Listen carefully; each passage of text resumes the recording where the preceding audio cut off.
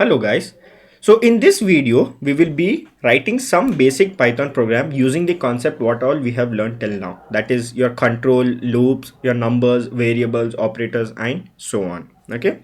So the first program we will write here is get two numbers from user and print the sum of them.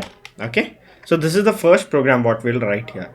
So I have to get the input from user. So since I have to get two input from user, I have to create two variables. So I'll say n1 and then I'll get the input. Now since the input I get is by default in string, I have to typecast it to integer. So I'll say enter a number. Okay. Then I'll create another variable called n2 and I'll typecast it to int whatever input I get, and I'll say enter another number. Right.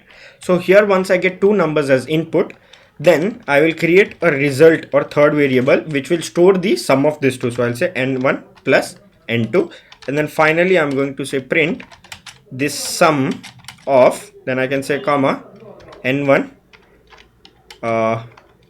and then I can say comma n2, and then I can say here is, and then I can finally print the result. So enter one number, I'm going to print 5, and enter another number 8, and you will get the sum of 5 and 8 is 13. So you can see this is a very simple basic operator or arithmetic operators program, right? Now let us write another little more complex program. Not complex, but let's use some other logic. So let us write a program to print a multiplication table. Okay, so we have to print a multiplication table. So first we have to get the value from the user, that is get me some value, that is the number for which I have to print the multiplication number, right? So I will create n variable and I will get the input from the user. So I'm going to say enter the number. So the user will enter number. For that number I have to print a multiplication number. So now I have to either use while loop or for loop. Now since I don't have some sequence of data, I can simply use a while loop to give some condition, that is to iterate over 10 times, because multiplication starts from 1 and goes up to 10, right? So I'll create another variable, that is my counter variable, and then I'm going to say while my I is lesser than or equal to 10, you just have to print this. What you have to print? So first print that number. So how do you print multiplication table format? So example, if the input is 5, you're going to print 5 into 1 is equals to 5, right? So first you're going to print the number itself. So I'll print the number itself, that is n. Then followed by I'll be printing this x. Okay. Then followed by I have to print this counter number 1 to 10, right? So that is nothing but this variable that is stored in I, value stored in variable I. So I'll say I. Okay. And then I'll say finally equal to, and then I have to print the result, that is n into I. Okay. So I'll print n into I, and I have to very importantly update the counter variable. I have to keep on adding 1. So now if I run this, enter a number. So I'm going to enter 5. So you can see beautifully it prints the multiplication table for 5. It is going to work for any number you give. So this is the program to simply print a multiplication table.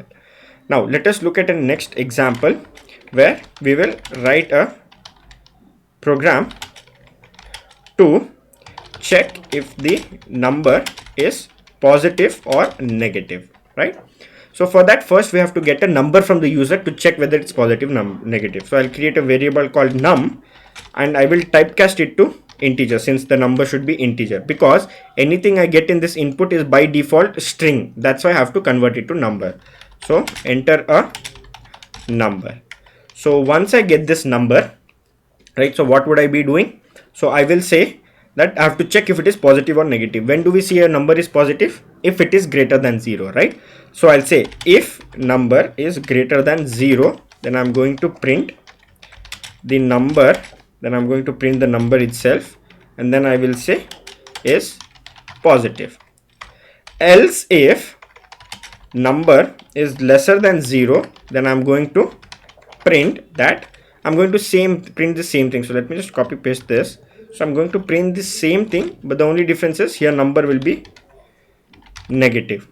And the third case, that is my else block, that is the final alternative is that the number has to be 0. So I'm going to print the same thing, and here I'm going to say the number is 0. So if the number is not positive, not negative, then it is obvious the number is 0. So now if I run this, enter a number 5, it is going to print positive. Enter number 0, it is going to print 0. Enter a number negative, it is going to print negative based on this condition being true. So these are few programs using control and loop statements you can solve. So many programs we will be able to solve. I'll be dropping in some list of programs that you can solve.